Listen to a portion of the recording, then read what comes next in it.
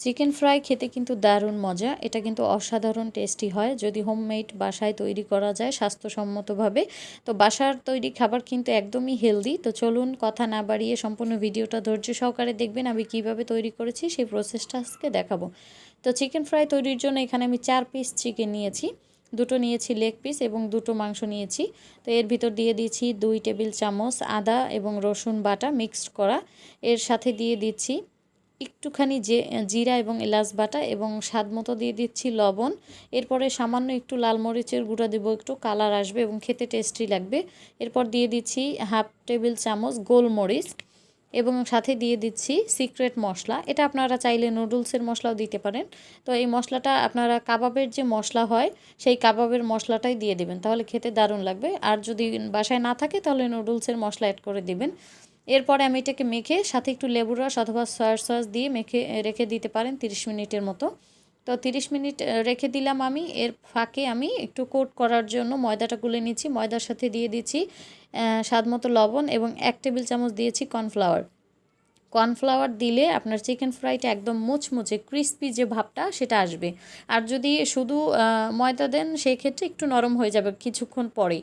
আর কর্নফ্লাওয়ারটা দিলে অনেক বেশি সময় ধরে ক্রিস্পি থাকবে চিকেন ফ্রাই। তো এটা আমি শুকনো রাখলাম। আরেকটার ভিতরে সামান্য একটু ময়দা নিয়ে একটু লবণ দিয়ে এটা পানি দিয়ে ঠান্ডা পানি দিয়ে নর্মাল পানি দিয়ে এটাকে একটু ঘন করে গুলে নিতে হবে কোট করার জন্য। তো এরকম ব্যাটার তৈরি করে নেবেন একটু ঘন। আমি একটা প্লেটের ভিতর ঢেলে নিচ্ছি, তাহলে আমার চিকেনটা ওটার ভিতরে চুবাতে সুবিধা হবে। তো চিকেনটা আমি কিন্তু এখন ওই ময়দার ভিতরে চুবিয়ে নিচ্ছি, এই যে লিকুইড যে ময়দা এটার ভিতর চুবিয়ে এরপরে আমি কোট করে নিব হচ্ছে শুকনা ময়দার ভিতরে। তো শুকনা ময়দার ভিতরে এখন আমি আলতোভাবে উপরে দিয়ে তারপরে এটাকে উল্টে পাল্টাতে এই চিকেনটার সাথে লেগে যায় সেইভাবেই একটু কোট করে নিচ্ছি। তো আপনারা চাইলে একবারেই এরকম করে নেবেন, একটু আস্তে আস্তে করে নেবেন, একদম পারফেক্টভাবে চিকেন ফ্রাই হবে। তো অবশ্যই আমার ভিডিওটা ধৈর্য সহকারে দেখবেন এবং ভিডিওটা যদি ভালো লেগে থাকে লাইক দিয়ে কমেন্ট করে পাশেই থাকবেন এবং যদি নতুন হয়ে থাকেন চ্যানেলটা সাবস্ক্রাইব করে দিবেন। এপাশে আমি কড়াই তেল দিয়ে দিয়েছি, তেলটা গরমই। তো এই ফাঁকে আমি একটা একটা করে কোট করে এটার ভিতর দিয়ে দিছি। তো আমি 4 পিস চিকেন 2 পিস করে ভেজে নিচ্ছি। তো দেওয়ার পরে যখন দিবেন চিকেনটা তখন তেলটা গরম থাকবে। এরপর তেলটার চুলার আঁচটা একদম কমিয়ে দিবেন, আস্তে আস্তে একদম লো ফ্লেম দিয়ে দিবেন। এতে করে আস্তে আস্তে ভিতরে চিকেনটা একদম সফটভাবে সিদ্ধ হয়ে যাবে এবং উপরে থাকবে ক্রিস্পি। তো একদম ক্রিস্পি হয়ে যাবে এবং যখন কালারটা একটু বাদামি বাদামি চলে আসবে তখন আপনারা চিকেনটা তেল থেকে ঝরিয়ে তুলে নেবেন। তো যারা নতুন আছেন এখন আমার চ্যানেল সাবস্ক্রাইব করেননি তারা আমার ইউটিউব চ্যানেলটি সাবস্ক্রাইব করে দিবেন এবং ফেসবুক পেজটি ফলো দিয়ে দিবেন এবং ভিডিওগুলো যদি ভালো লেগে থাকে ফ্যামিলি ফ্রেন্ডসদের সাথে শেয়ার করবেন এবং আমার পাশেই থাকবেন সব সময়। আশা করি নতুন নতুন আরও সহজ রেসিপি আপনাদের সাথে শেয়ার করার চেষ্টা করি এবং যাতে আপনারা পারেন সেজন্য একদম সহজভাবে দেখানোর চেষ্টা করি।